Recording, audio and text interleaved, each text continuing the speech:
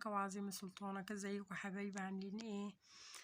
اللهم صل وسلم وبارك على سيدنا محمد وعلى اله واصحابه اجمعين. تعالوا نشوف التورته الجميله دي انا عملتها ازاي. رؤية بنتي حبيبتي ربنا يخليها لي يا رب طفت الفرن بتاع البوتاجاز عليها، فهي طلعت معايا بالشكل اللي انتوا شايفينه ده. فتعالوا نشوفوا هي كانت عامله ازاي. اللهم صل وسلم وبارك على سيدنا محمد وعلى اله واصحابه اجمعين.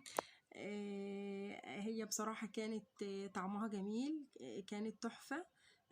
الحاجه لما تبوظ منك او يعني طبعا كل بيت بيحصل فيه ان اي عيل او اي طفل يخش المطبخ او يطفي البوتاجاز، او بتحصل في اي بيت، فانتي لازم تحاولي على قد ما تقدري بقدر الامكان انك تصلحيها، بلاش ترميها او يعني ايه، قول يا رب دبرني انا احسن التدبير، فربنا هيدبرك ان شاء الله وتتصلح معاكي زي ما حصل معايا بالظبط.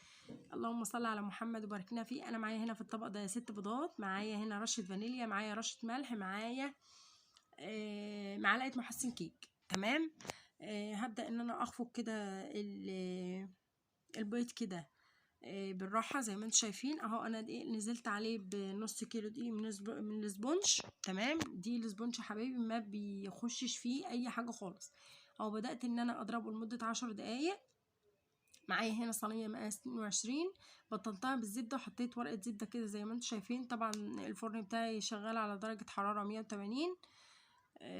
اللهم صل على محمد وبارك لنا فيه. اهو يا حبايبي حطيت الخليط بتاعي بعد ما ضربته 10 دقايق.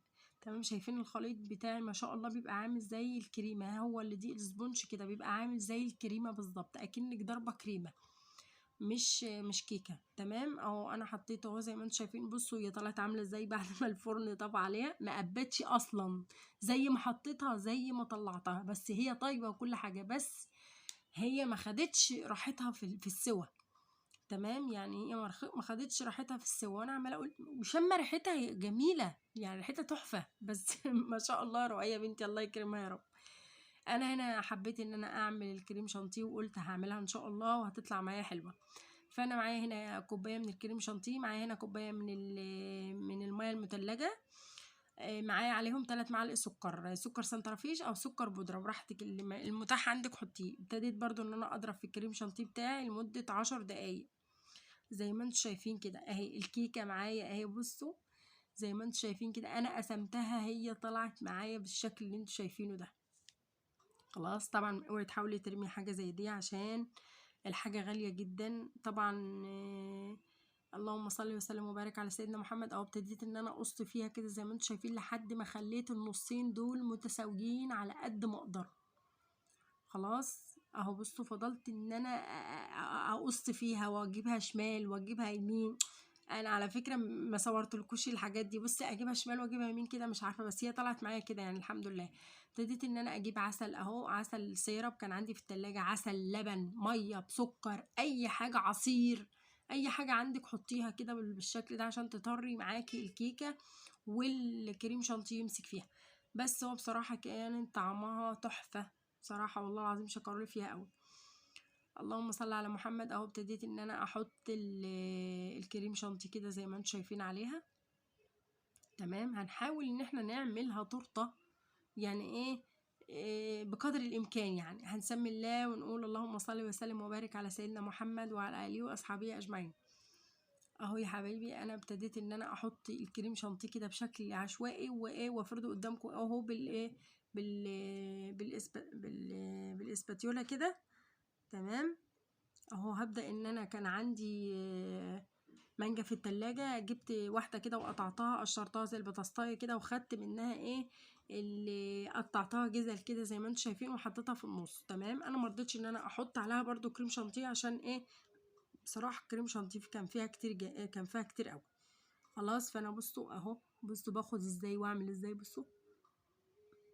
بصوا بصراحة كان اهو جبتها كده، بقيت الاول كنت بجيبها كده واجيبها اقول انا هصور فيها ايه، طب انا هعملها ازاي دي، لا قلت لازم ان انا برضو اصورها عشان لو حصل كده مع اي حد يعرف يتصرف فيها ازاي، او يعرف ان انا بس قبل اي حاجة بتستعيني بربنا سبحانه وتعالى الاول، هو اللي بيدبرك. شايفين الطبق اللي قدامكم اللي انا عمالة اقطع واحط فيه ده؟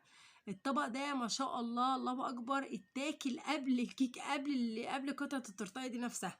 بقيت احط لهم كده الكيكه دي تحت في الارض كده في ارضيه الطبق، واحط عليها كريم شانتيه، وبعدين احط كيكه تاني، وبعدين احط كريم شانتيه، وحطيت لهم جيلي فوقيها وحبه ورشه شوكولاته كده فوق الوش، كلوها واتبسطوا بيها قوي.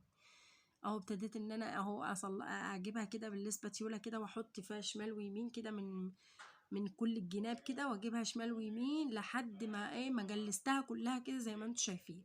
هتجلسيها بقى بالاسباتيولا مثلا، هتقدري بالسكيبر، بس انا معايا هنا جيلي، ومعايا هنا كوبايه ميه سخنه، بس ما تكونش بتغلي، ميه سخنه بتغلي وسبتها لما بردت شويه. تمام، دوبت فيها كيس الجيلي المانجا، كان عندي كيس جيلي مانجا. خلاص، تقدري انت تحطي حبة جيلي مانجا فوق المانجا اللي انت حطيتيها، برضه هتديكي طعم جميل بصراحة. والله العظيم الجيلي ده كان طعمه فوق الخيال مع التورته بصراحة. جربوه كان جميل يا بنات والله العظيم. انا هنا جبت مسطرة، تمام، عشان ما عنديش اسباتيولا. خلاص جبت مسطرة ماشي، وابتديت ان انا اعمل بيها اجلس بيها الكيكه كده زي ما انتم شايفين، عشان اخليها متساويه على قد ما اقدر. خلاص اهو ابتديت ان انا اسويها كده تمام، وبالناحيه التانية كده عامله زي المشط كده، ابتديت ان انا اروح واجي عليها عشان اديها شكل جمالي كده. تمام اهو يا حبايبي زي ما انتم شايفين كده، اهو ابتديت ان انا اديها الشكل الزجزاج ده ماشي، عشان تديني شكل حلو كده وابدا ان انا اعرف ازوقها. خلاص بقيت ان انا حتى يعني انا على فكره بقيت ان انا اعمل فيها كده، يعني ازوقها، احط فيها الكريم شانتيه واجلسها كده، وانا مش عارفه اصلا انا هزوقها من فوق ازاي. بس هو دبر ربنا سبحانه وتعالى، قلت يا رب دبرني الا لا احسن التدبير. دايما ادعي الدعاء ده في اي حاجه انت متحيره فيها، صدقيني ربنا سبحانه وتعالى هيدبرك بدون ما تشعري كده. الحمد لله طلعت والله العظيم بجد احسن حاجه يعني. اللهم صل على محمد. انا هنا حطيت الكريم شانتيه في كيس تلاجة عادي، وحطيت البتاع بتاعت الكريم شانتيه اهو. ابتديت ان انا اعمل وردات كده زي ما انتم شايفين، وعملت لها كمان وردات من تحت اهو. بصوا اهو عملت لها وردات من تحت كده، وابتديت ان انا يعني اهو اطلعها على قد ما اقدر شكل جمالي كده. تمام، انا معايا هنا الجيلي اهو، بس انا مش عايزاكي تعملي الخطوه اللي انا بعملها دي. اصبري لما الجيلي يتماسك وبعدين اعملي الحركه دي، استني عليه 10 دقايق ربع ساعه في الفريزر ما يبدا يمسك كده، بس ما تسيبوش يمسك جامد عشان ما يمسكش في الكوبايه قوي، ما تعرفيش تخرجيه من الكوبايه. خلاص انا استنيت اهو. جبت هنا معايا مكسرات، جبت بندق ولوز وفستق وعين جمل. خلاص ابتديت ان انا احط على الروزتات اللي انا عاملاها بالكريم شانتيه. انا كنت قاصده ان انا احط الجيلي كده وهو سايح عشان ينزل لي الصوص ده كده، ينزل كده من على الصينيه كده يبقى شكله حلو. لو انت عندك شوكولاته ممكن، ده عندك جناش شوكولاته ممكن ان انت تحطي شوكولاته. تمام، بس ده كان المتاح عندي، يعني انا عماله ادور اعملها بايه لقيت عندي كيس الجيلي ده والمانجايه دي، وبصراحه طلعت تحفه. وكانت جميله. مصطفى ابني هو اللي بشر الشوكولاته دي، وهو اللي كان بيحطها دلوقتي. تمام اهو ابتدى ان هو يحطها كده، وانا حطيت الناحيه التانية الكوبايه الجيلي اهو. بصوا حطيتها ازاي، كانت بصراحه شوفوا بصوا، وانا اللي كنت قاصده ان انا اعمله كده شكل الزجزاج كده. على فكره الجيلي ده بيبقى طعمه تحفه تحفه تحفه، جربيه بصراحه بيبقى طعمه تحفه قوي في الكيكه. اللهم صل وسلم وبارك على سيدنا محمد وعلى اله واصحابه اجمعين. لو الفيديو عجبك يا حبيبتي ما تنسينيش في لايك، ما تنسينيش في سبسكرايب، ما تنسيش تشترك في القناه فضلا وليس امرا، ما تنسيش كل يوم ورد من القرآن الكريم. اللهم صل على محمد. لو باظت معاكي حاجة حاولي ان انت تصلحيها، ما تحاوليش ان انت ترميها او ان انت تخلصي منها وتقولي لا انا مش هعرف اعملها. لا ان شاء الله لو حطيتي عليها اي حاجة كده بصي هتطلع من ايدك زي العسل وزي الفل، وعيالك هيحبوها.